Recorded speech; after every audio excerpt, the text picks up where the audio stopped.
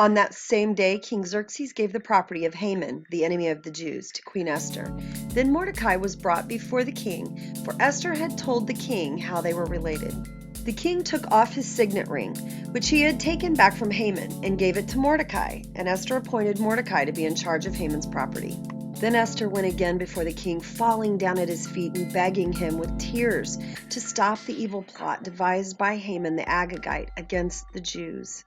Again the king held out the golden scepter to Esther, so she rose and stood before him. Esther said, "If it pleases the king, if I have found favor with him, and if he thinks it is right, and if I am pleasing to him, let there be a decree that reverses the orders of Haman, the son of Hammedatha, the Agagite, who ordered the Jews throughout all the king's provinces should be destroyed. For how can I endure to see my people and my family slaughtered and destroyed?" Then King Xerxes said to Queen Esther and Mordecai the Jew, "I have given Esther the property of Haman, and he has been impaled on a pole because he tried to destroy the Jews. Now go ahead and send a message to the Jews in the king's name, telling them whatever you want and seal it with the king's signet ring. But remember that whatever has already been written in the king's name and sealed with his signet ring can never be revoked." So on June 25th, the king's secretaries were summoned, and a decree was written exactly as Mordecai dictated. It was sent to the Jews and to the highest officers, the governors and the nobles of all the 127 provinces stretching from India to Ethiopia. The decree was written in the scripts and languages of all the peoples of the empire, including that of the Jews. The decree was written in the name of King Xerxes and sealed with the king's signet ring. Mordecai sent the dispatches by swift messengers who rode fast horses, especially bred for the king's service.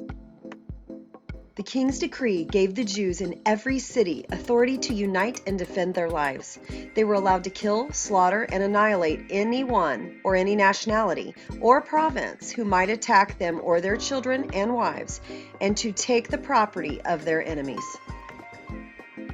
The day chosen for this event throughout all the provinces of King Xerxes was March 7th of the next year. A copy of this decree was to be issued as law in every province and proclaimed to all peoples, so that the Jews would be ready to take revenge on their enemies on the appointed day. So urged on by the king's command, the messengers rode out swiftly on fast horses bred for the king's service. The same decree was also proclaimed in the fortress of Susa. Then Mordecai left the king's presence, wearing the royal robe of blue and white, the great crown of gold, and an outer cloak of fine linen and purple, and the people of Susa celebrated the new decree.